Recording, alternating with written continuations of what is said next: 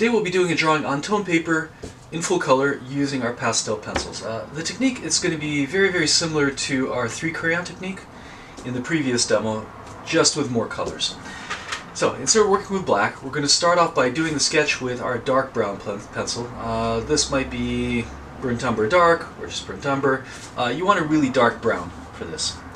The first part is pretty straightforward. I do the drawing and then I pretend like I'm just working with the brown pencil and put in all of my shadows like this. So find your light breaks if you can see them. This figure is pretty evenly lit, so it looks like light is coming from here. We've got a slightly diffused light source which softens the cast shadows a little bit.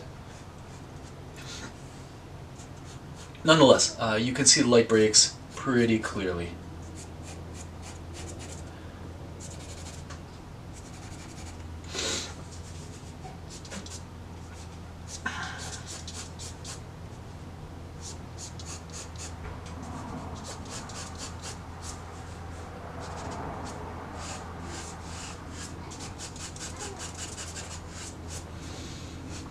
We have a cast shadow here.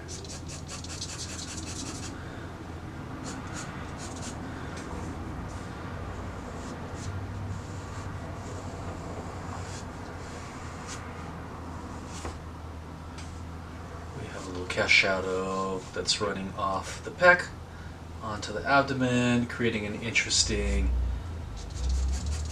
light break here. We have a couple of cast shadows here going this way, like this. Let's put a little shadow here, here. Because this is an opaque technique, I actually don't have to be quite as accurate about where I put my shadows. They can be adjusted after the fact. Okay, so once again, the next step is going to be very similar to the technique we used in 3 crayon. I'm going to get out my white.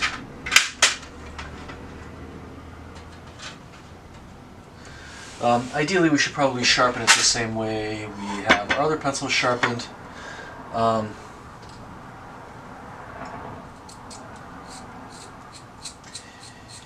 But these pencils are soft. They don't necessarily have to be super pointy. In fact, if they are, they might break off. But you do want to be able to use them sideways. So get a long tip on these. And, once again, the next step is to go over the entire drawing with white.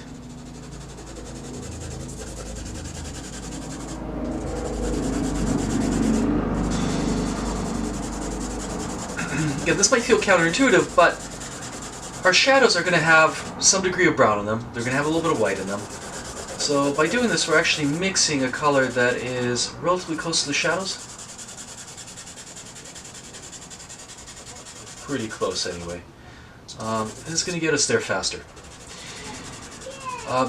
My advice is to resist the urge to blend at this point. Pastel is not a particularly sticky medium. It's mostly pigment. There's no waxes to keep the paper, to keep the pigments onto the paper. If we start blending right away, it's going to, one, flatten the paper fibers, and because there's not a lot of pigment there, we're going to have a really hard time evening things out, making things smooth. So really, at this stage, I'm just piling on layers and layers of pastel until I get to the point where it starts moving around. Okay. So that's the next step. Let's add a little bit more brown. Now we're starting to go into our darker shadows.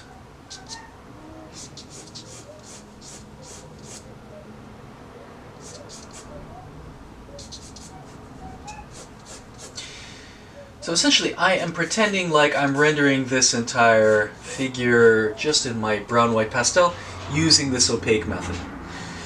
Once I'm done with that, then just like in the 3 crayon technique, I'm going to start applying layers of color, transparently, semi-transparently.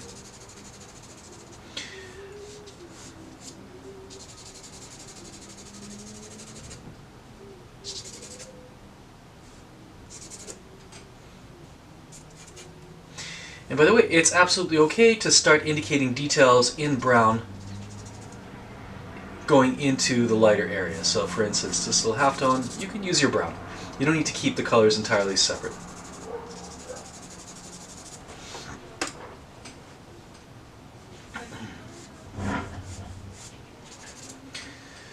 Okay, so that's going to be the first step. I'm going to work a little bit on this, and then I will see you when I'm more or less finished rendering this figure in my brown and white pastel.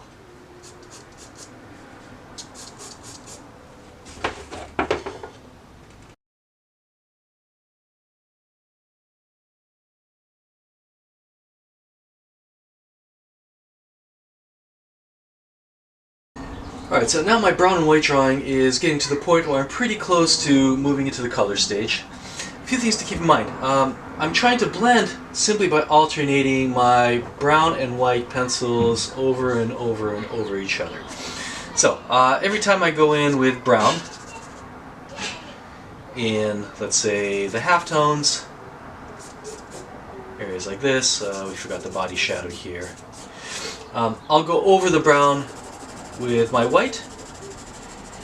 Every time I go over something with my white, I'm going to hit it a little bit with the brown, so that basically my entire drawing has some combination of white and brown in it. And then you'll find that with every pass, your drawing is going to get smoother and smoother and smoother. What's essentially happening is more and more pigments are little by little accumulating on the paper, which lets them not necessarily float, but slip a little bit and create smoother effects. So don't try to go smooth right away. You're going to find that the paper reaches the point of saturation where it can't take any more pigment really quickly if you start blending. So let the pigments sit on the surface for a little bit. Let the pencils do the blending, essentially.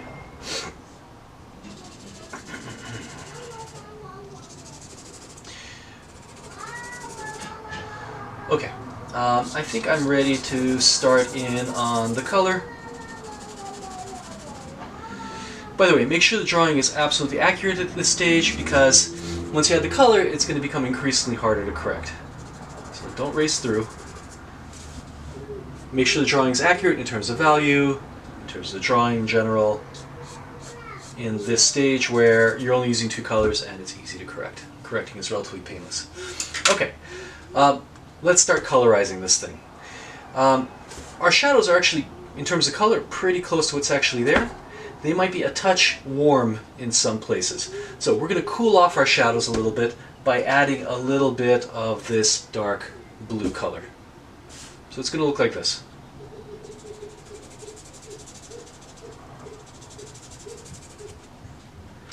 Then we might add a little bit more brown to it to get it to go darker.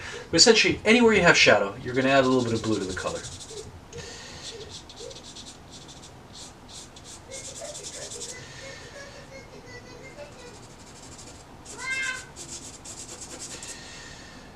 Alright, so blue is going to neutralize the brown a little bit and create a gray tone. Why does blue and brown neutralize each other? Well, because brown is a very dark version of orange. And if you mix orange and blue together, you get gray, because they're complementary colors. So these two colors will create almost a black. I might use a little bit of actual black in the drawing to go a little bit darker, but for the most part, these two plus white are going to be my shadow colors. So let's add a little bit of blue everywhere we see shadow.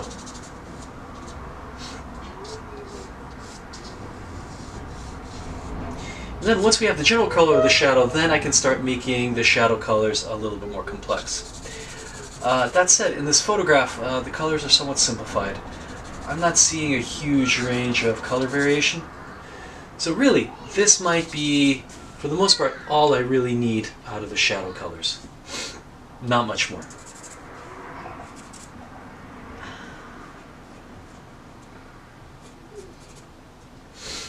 Okay, those are my shadow colors. Let's start looking at the lighter colors. So we already have white, a little bit of brown. The next step is to add a little bit of red and a little bit of yellow ochre. So that's going to be this color. That's my earth tone yellow. and a little bit of red to keep the flesh tone from getting too jaundiced looking. So that's going to look like this.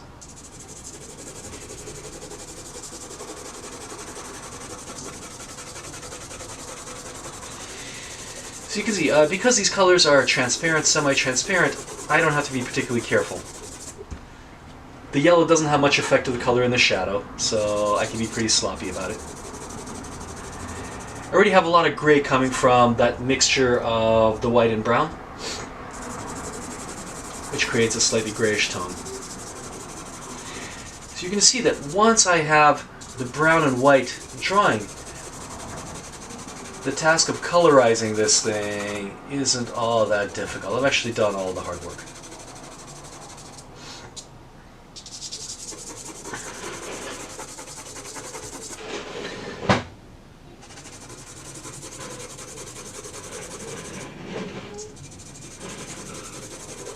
You can see I haven't even bothered avoiding the shadow. We can still see it.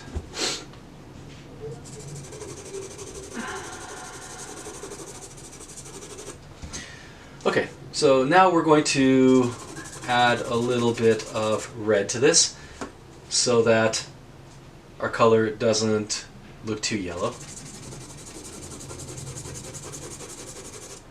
Like this.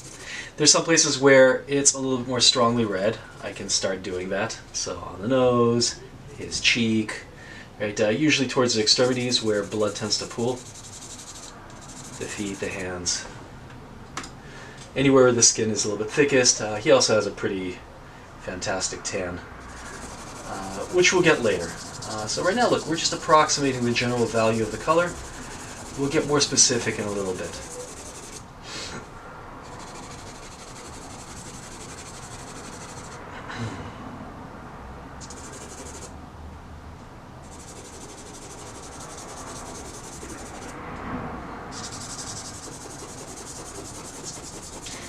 Just looking for the general average color here.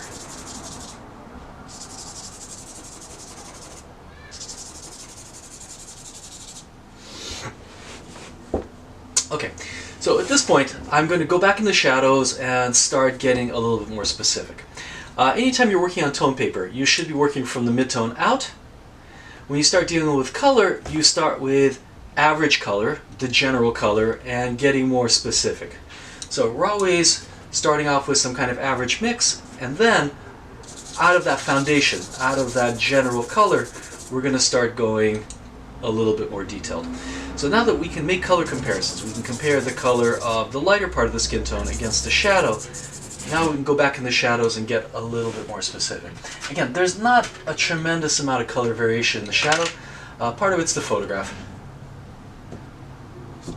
Definitely, right? Photography will tend to simplify colors and values in the darker areas, and the shadows on him are going pretty dark.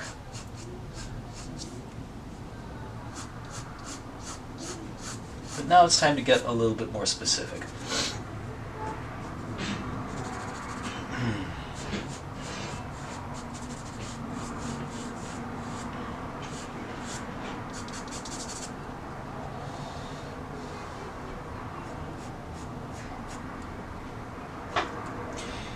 I can reinforce the shadows a little bit. I'm starting to think about where the core shadows are, if there are any, because once again, this image is using a really diffuse light source. And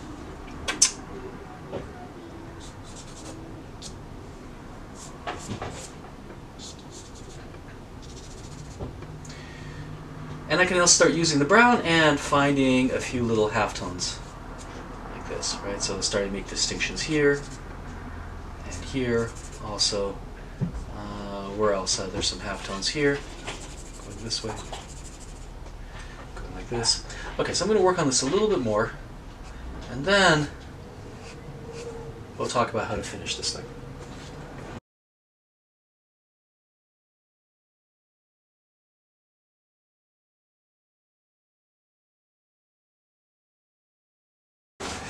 Okay, so I refined this drawing a little bit. Mostly I used the break between the tutorials to tighten up the drawing.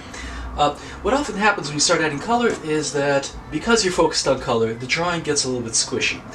So whenever I'm working with color, I like to think of switching modes between color mode and drawing mode.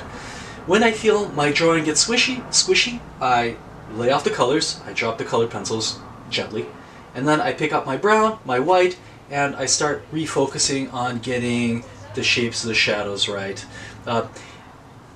Again, if there's any big mistakes, this is going to be a lot of trouble at this point. I've got a lot of pigment down, I'm going to have to erase down a lot, so hopefully I don't have any big mistakes, big errors that I need to correct.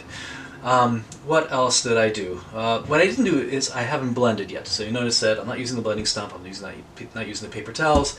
I'm letting the pastels blend together through one layer on top of another layer on top of another layer. Okay, there's one thing I did which I should have shown you how to do, but there's plenty of other opportunities for it.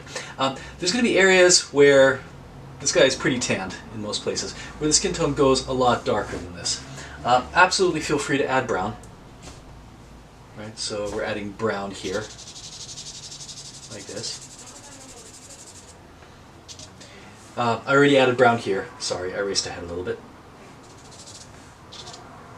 The skin tone is going darker here, like this. So anytime you see the skin tone go darker, absolutely add a little bit of this brown. However, there's something else we need to add to the skin tone to make it more realistic. Skin tone is not entirely warm. Skin tone also has some grays in it. This particular image, this guy has been to a tanning booth or at the beach a little bit too long. But there's going to be some areas which are a little bit gray. So let's talk about where exactly.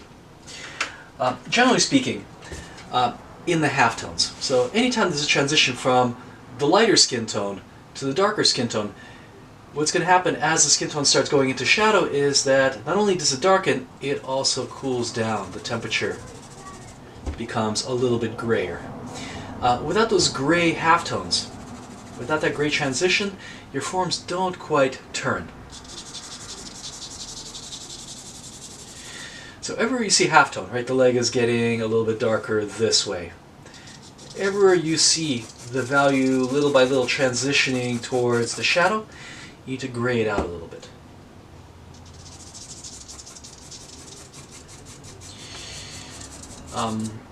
There's a really simple rule when working with color. Basically, you want to keep the color moving. So in this case, wherever we have a direct light hitting the skin tone straight on, the color is going to be relatively warm. As the skin tone turns away from the light source, two things are going to happen. It's going to darken, and then, because you'll never have a shift in value without some kind of shift in color, in this case, the skin tone is going to darken and cool down a little bit. Now, we also have to record the fact that there are some local color changes. The fact that sun has been hitting his abdomen, and it's generally a lot more tanned here, or his shoulders, or let's say the local color, the fact that his head is somewhat pink. So there's a lot going on. But this is why it's really important to start simple and little by little start getting more complicated.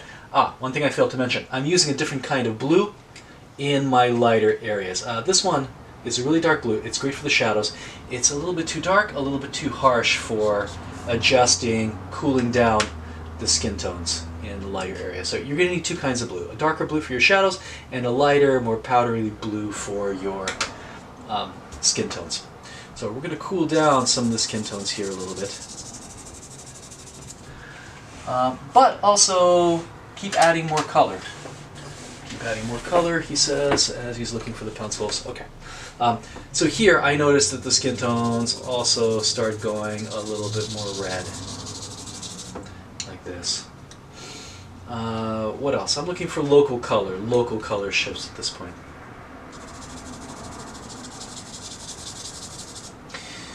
So,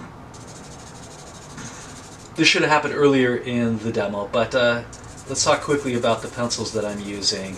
I'm essentially using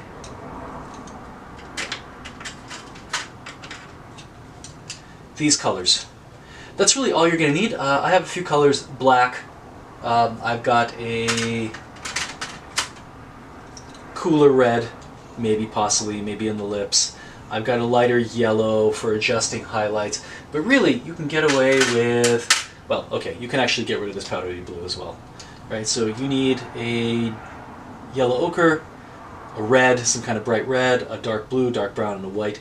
That'll get you most of the way there. Notice that these are essentially primary colors. Now, we could use a really strong yellow, but boy, is that a lot of trouble. It requires a lot more mixing. I'm not going to do that. Okay.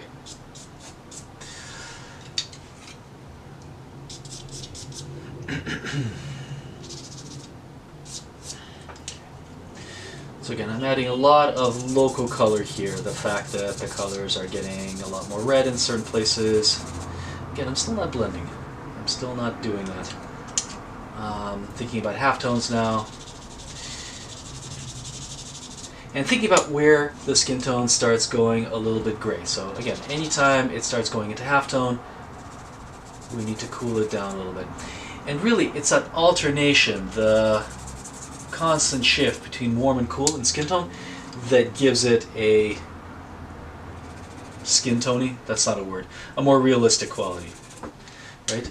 If the skin tone is entirely warm, it's going to look plastic, like a Barbie doll. It's going to look fake.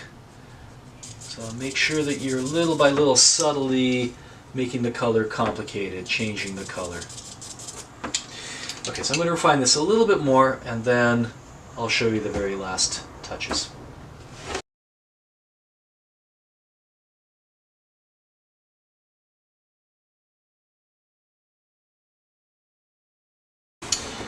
Okay, so I'm getting close to finishing up this drawing, though in this technique you can work on these things indefinitely, next few hours, days even, depending how carefully you work.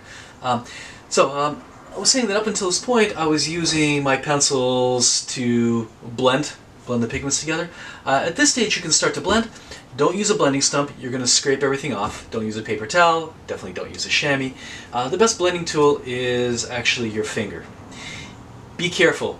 Barely move the pigment side to side so that you're actually blending and not scraping all the way back to the tone paper. And then also be really careful where you blend, because texture can actually reinforce the sense of depth. So where am I going to blend? Where the forms are further away. So this leg I'm going to blend down a little bit more, and then also I'm going to blend down the shadows a little bit more than I will the lights. So wherever the form is closest to you, I recommend not blending quite as much. So here I'm going to blend a little bit. On his belly, I'm going to blend a little bit. Here a little bit. And then this arm I'm going to blend, and as it's coming forward, I'm going to blend less. Basically, I'm allowing the texture to reinforce the sense of depth. So if you are going to blend, and again, this is a stylistic choice, be selective about where you blend. Blend the shadows, because the texture in the shadows has to be softer than the lights. Of course, there's less light there. And then think about where the form is furthest away, at the edges, and blend more at the edges than you will towards the center. A little bit hard to see, I'm sure, but with this little blending technique, I believe this drawing ends up looking a lot more three-dimensional. Okay, so really what I'm missing here, I'm missing a lot. I mean, let's face it, this drawing can be worked on a lot more. But really, the poppy, strong lights and darks. So I haven't been using black until this point. This drawing is missing a little bit of contrast. So now let's start putting in our highlights. We've got some strong highlights here. But actually, before we do that, we can start just popping out some of the lighter values in the skin tone. This last layer, I recommend not blending down at all. So keep some of the layers completely unblended. I think if you blend down absolutely everything, your drawing loses power. So I recommend the very last layer, this layer right now, don't blend it. Keep it crispy. The contrast between softer and sharper textures, areas that are a little bit more built up, the equivalent of impasto in painting. Right? In painting we've got this term for thick paint. right, really thick highlights, will give your piece, your drawing, a little bit more energy. So for instance, this really strong highlight here, really bright highlight, I'm not going to blend down. I am, however, going to add a little bit of color to it. So this is where my very light pale yellow comes in. Our light source in this case is ever so slightly warm. So the rule of highlights is white plus 1. It's always white plus whatever the color of the light source is. If you just add white, it's going to make your highlight look, well, like seagull poop. Like somebody painted a little bit of white, like a white speck on his body. Okay, let's put in a few other highlights. There's really not that many other than on his head, but you know, things like this on his shoulder. Right? Always add color. Always add color to your highlights. Do not leave your highlights just pure white. They're going to look strange. Add a little bit of yellow. Now look, at this opportunity to strengthen some of the colors a little bit.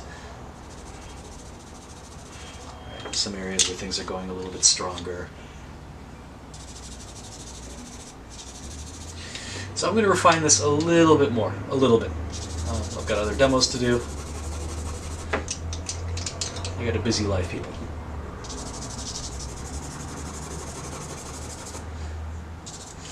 What else? Well, look, up until this point I've been avoiding black. Time to put in black. Actually, I really haven't touched the beard other than just kind of add the general color. I might not add any black to the beard, but definitely inside this guy's eye socket I'll go a little bit darker. Basically, I use the black as an accenting tool